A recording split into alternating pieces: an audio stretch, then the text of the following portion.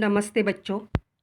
आज हम हमारे 12वीं कक्षा के पाठ्यक्रम से पर्यायवाची शब्द, ये जो व्याकरण का भाग है या व्याकरण का घटक है, उसे रचना में भी हम ले सकते हैं और व्याकरण में भी ले सकते हैं। इसके बारे में आज हम जानकारी लेते हैं। यहाँ पर हमने हमारे पाठ्यक्रम में स्वाध्याय में जो पाठ जो है हमारा, जो हमारे पाठ्यक्रम से अभी 25% जो हमारा पाठ्यक्रम है वह कम किया है। सच हम नहीं, सच तुम नहीं, इनमें से पद्य पाठ के स्वाध्याय छोड़कर जो व्याकरण में से या शब्द संपदा में से या रचना में भी उसे हम ले सकते हैं। इसका ये जो घटक है, इसके बारे में हम आज जानकारी लेते हैं। परीक्षा में हमें कुछ प्रश्न या कृति दी जाएगी, कुछ शब्द देंगे, उसके पर्यायी वाची शब्द हमें लिखने पड़ते हैं। यहाँ पर हम पहले एक कृति हल करवाते हैं। यहाँ पर है पथ, कांटा, कुसुम, हार। ये जो 4 शब्द हैं, यह आपके पहले कॉपी में लिख लीजिए। बाद में उसके पर्यायी शब्द जो है, तो पर्यायी शब्द किस तरह आ सकते हैं? 2 पर्यायी शब्द हमें लिखने हैं। पद के लिए कौन सा शब्द आ सकता है? यहाँ पर उत्तर दी है। पद के लिए रास्ता है, डगर है, और भी शब्द है, मार्ग है। ऐसे ढेर सारे शब्द आ सकते हैं, लेकिन हमें लिखने हैं सिर्फ 2। सारणी हमने तैयार करके रखी है, सिर्फ अपने कॉपी में उसे उतरनी चाहिए, नकल करनी चाहिए। दूसरा शब्द जो है कांटा। कांटे के लिए शब्द है, पर्याय शब्द शूल है, कंटक है। तीसरा शब्द जो दिया है वह है कुसुम। कुसुम के लिए पुष्प, प्रसून, फूल आदि शब्द आ सकते हैं। अधिक जानकारी के लिए आप और शब्द ढूंढ सकते हैं। चौथा शब्द जो है हार। हार के लिए पर्यायवाची शब्द है पराजय, पराभव। ये हो गई पहली सारणी। गौर से अन्य शब्द भी हम या आप ढूंढ सकते हैं और सारणी बना सकते हैं अधिक जानकारी के लिए। अब हम दूसरी सारणी देखते हैं। वह भी पर्यायवाची शब्द के लिए हमने दे दी है। परीक्षा में ये स्वाध्याय या ये कृतियाँ रखी है। कविता इस साल के लिए कोरोना के कारण जो 25% पाठ्यक्रम है वह निकाला गया है। शब्द संपदा, व्याकरण हमें अध्ययन के लिए या परीक्षा के लिए है। दूसरी सारणी है, उस सारणी में हमने 4 शब्द दिए हैं। फूल है, नीर है, नयन, धरती। ये 4 शब्द है। इन 4 शब्दों के लिए हम पर्यायवाची शब्द ढूंढेंगे।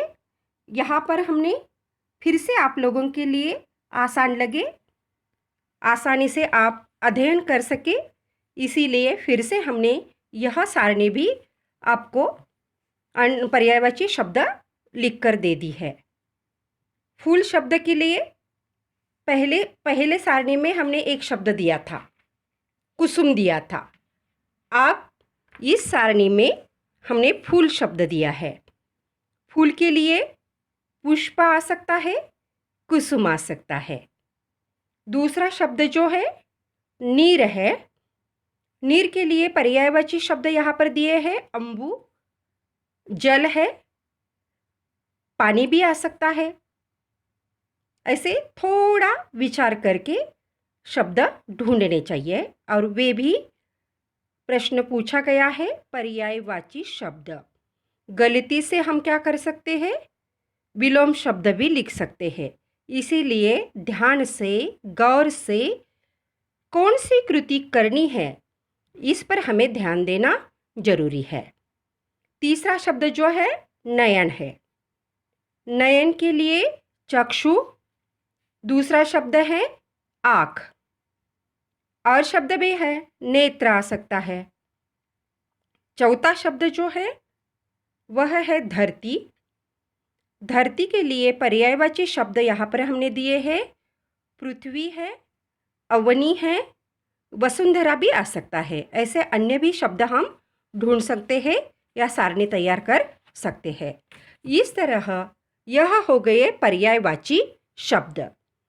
आपको अपने जैसे जैसे पाठ्यक्रम हम समझा देंगे वैसे वैसे पर्यायवाची शब्द जो है, इन पर्यायवाची शब्दों को आपको ढूंढना है। जैसे जैसे आगे आगे आप लोग पाठ्यक्रम देखते जाएंगे वैसे वैसे कुछ शब्द संपदा के लिए अन्य भी शब्द दिए गए हैं। उन शब्दों को भी आप लोगों को हल करना है या उनकी भी एक सारणी बनवानी चाहिए ताकि आप लोगों को आसान लगे।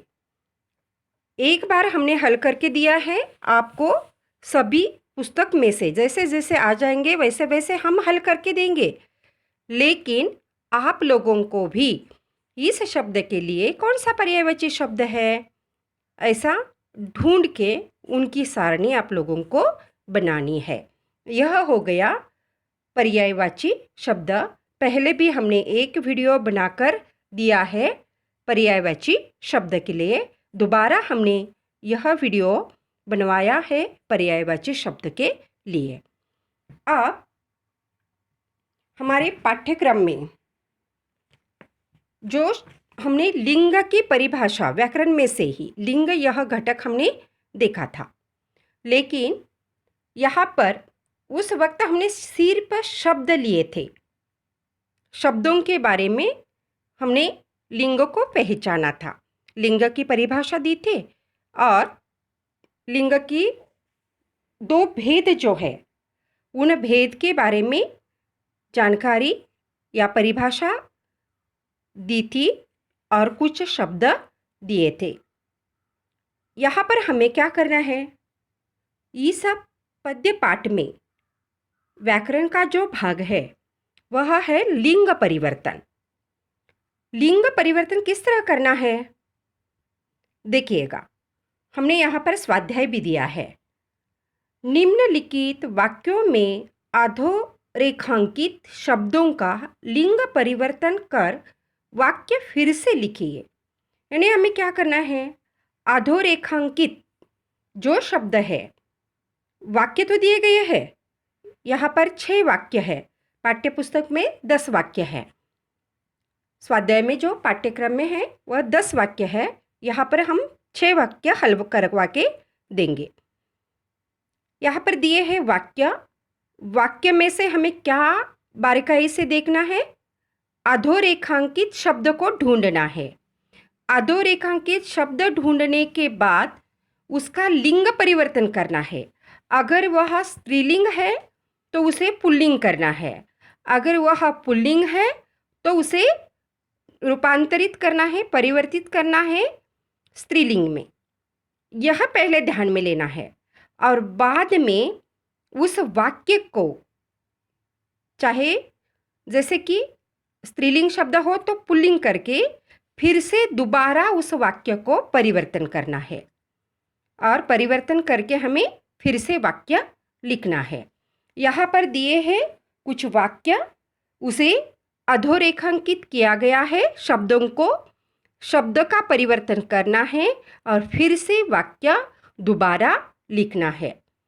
परीक्षा में अगर ऐसे प्रश्न पूछे जाएंगे, ऐसी कृति पूछी जाएगी तो ध्यान से, बारीकाई से अंक प्राप्त करने के लिए जो पूछा गया है उसी पर गौर से, ध्यान से, सावधानी से, बारीकाई से देखकर जो पूछा गया है उसी के अनुसार परिवर्तन करना जरूरी है।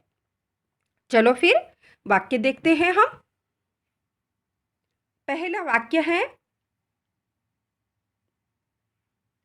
बहुत चेष्टा करने पर भी हरिण न आया। देखिएगा, शब्द है यहाँ पर हरिण।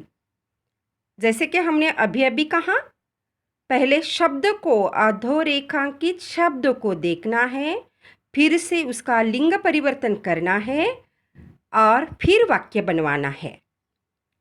यहाँ पर शब्द है हरिण।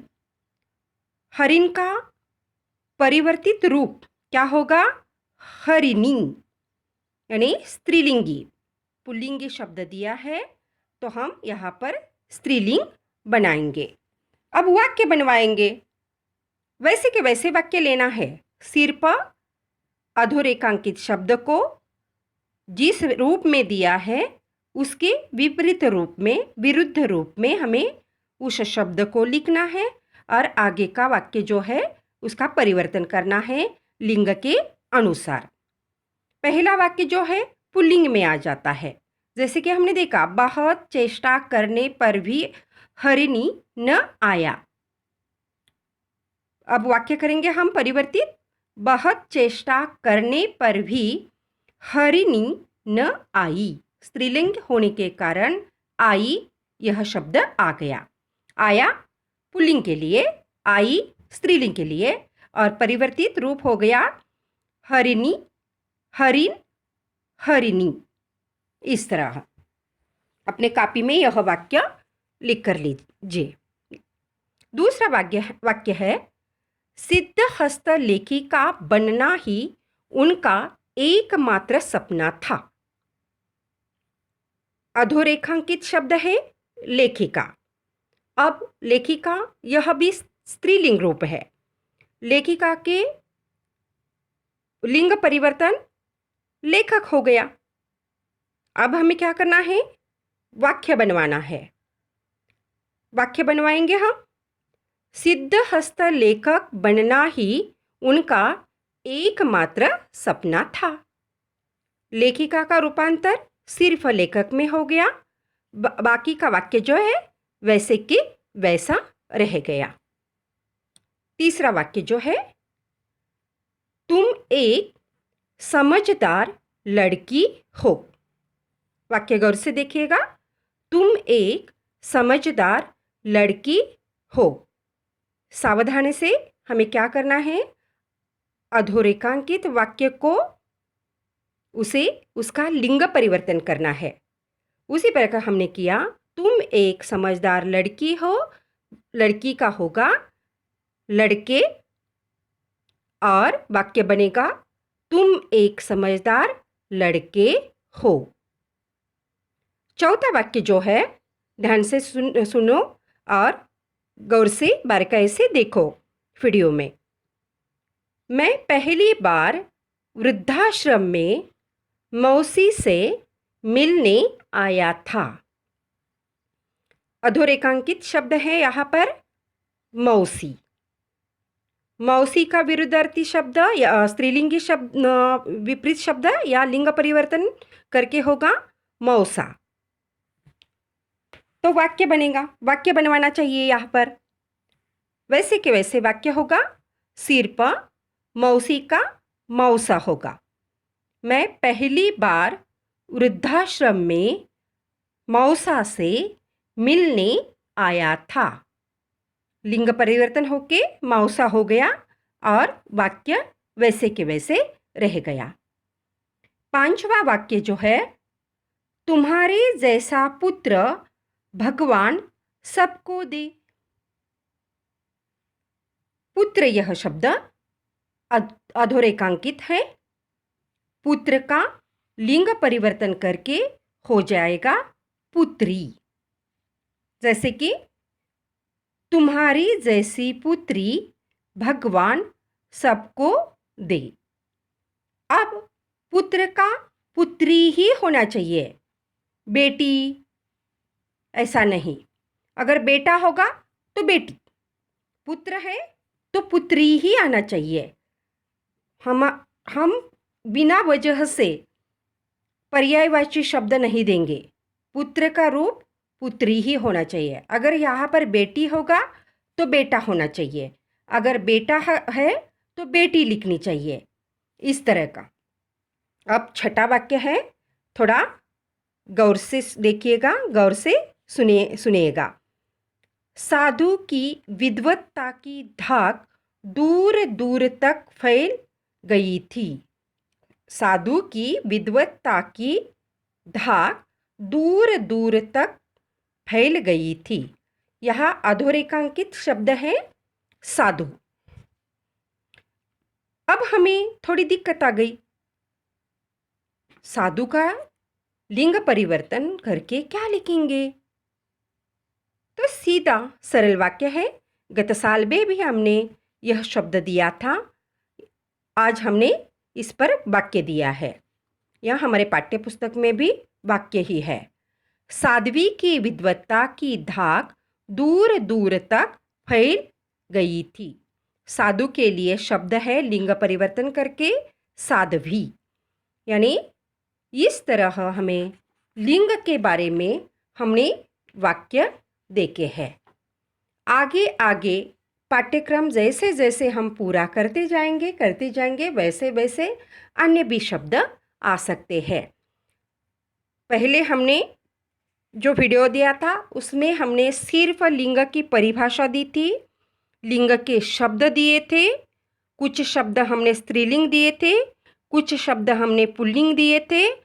आज हमने वाक्य, अधोरेखित वाक्य को बदलकर दोबारा फिर से उसे वाक्य लिखना है, नया वाक्य बनवाना है। इस तरह की जानकारी आज हमने ले ली है। आपके पाठ्यक्रम में अन्य सारे शब्द वाक्य ढूंढकर उसकी सारणी आप लोगों को बनवानी है। यह आपके लिए स्वाध्याय है। स्वाध्याय वो नोटबुक या जैसे कि हमने 2 कापियाँ हम बनवाते हैं, स्वाध्याय के लिए और गृहपाठ के लिए। इस साल हम सिर्फ स्वाध्याय के लिए ही कापी बनवाएंगे। नोटबुक में आपको ये सब हल करना है।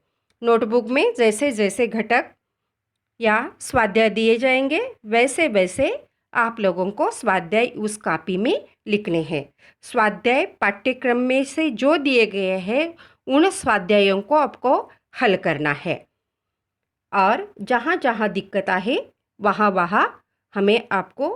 आप हमें पूछ सकते हैं। नंबर आपके पास है। ध्यान से बारीकाई से आपको थोड़ी सी मेहनत करनी है, और आप मेहनती बच्चे हैं, कष्ट उठाएंगे तो फल भी अच्छा मिलेगा। ओके, धन्यवाद।